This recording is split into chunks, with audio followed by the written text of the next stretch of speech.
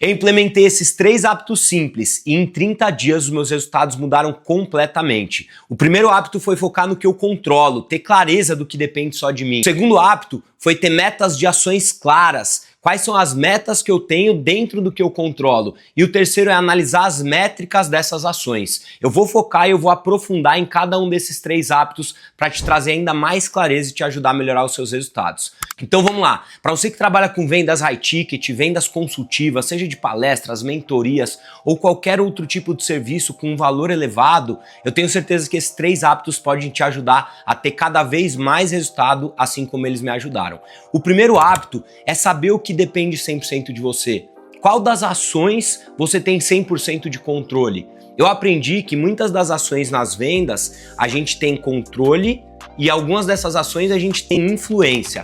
E ter clareza da ação que a gente tem 100% de controle vai trazer ainda mais simplicidade para o nosso trabalho. Então a primeira coisa que eu foco no que depende 100% de mim é a prospecção. Número de pessoas que eu vou falar diariamente. Isso eu tenho certeza que é um tipo de ação que só depende de mim. Se eu colocar o objetivo de mandar 100 mensagens por dia, de mandar 50 áudios por dia, só depende de mim. Se as pessoas vão responder ou não, se elas vão atender ou não, se elas vão se interessar ou não, eu não tenho controle, eu tenho influência. Então a primeira coisa que eu aprendi é focar no que depende só de mim. E aqui dentro das vendas a gente fala de prospecção, número de pessoas que você vai falar, seja pelas redes sociais, seja pelo WhatsApp, seja através de tráfego pago, independente do canal de aquisição, a primeira coisa é focar no que você controla.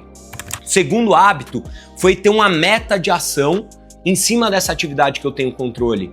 Eu aprendi que muitas pessoas elas colocam meta de resultado, mas quando eu comecei a colocar uma meta de ação, os meus resultados eles começaram a aparecer, porque o resultado ele é fruto dessa ação. Então, de novo, quando eu trago o exemplo aqui de falar com pessoas por dia, se eu coloquei que eu tenho a meta de falar com 50 pessoas por dia, de mandar 50 mensagens por dia, isso só depende de mim. E quando eu coloco essa meta de mandar 50 mensagens, essa é uma atividade que eu coloco como prioritária.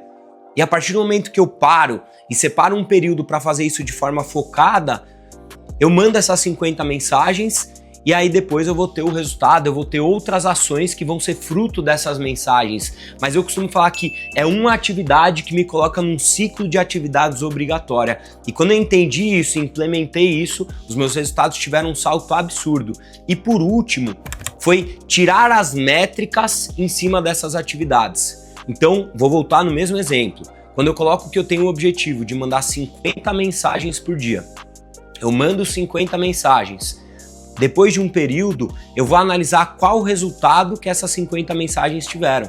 Então, de 50 mensagens, quantas respostas eu tive? De X respostas, quantos agendamentos eu tive? E de Y agendamentos, quantas vendas eu tive? Então, eu começo a analisar qual é o resultado de cada uma dessas ações, partindo da ação que eu tenho controle. Então, de novo, ter a métrica de qual é o resultado de cada uma dessas atividades vai te trazer clareza aonde você precisa melhorar. Então no começo eu observei que eu mandava muitas mensagens, mas eu tinha uma pequena taxa de resposta.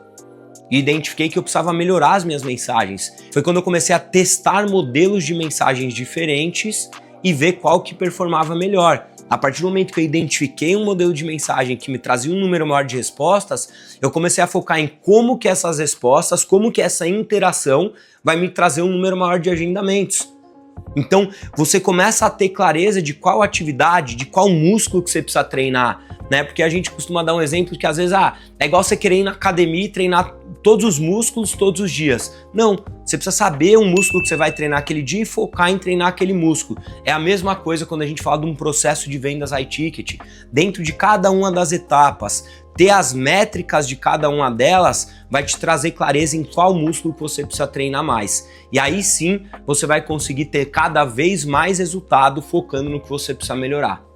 Então basicamente é isso. Quando a gente fala de uma venda consultiva, de uma venda de um alto valor, lembra que esses 3 hábitos eles podem mudar completamente o seu resultado e me conta aqui nos comentários quais desses hábitos você já tem e quais desses hábitos você vai implementar.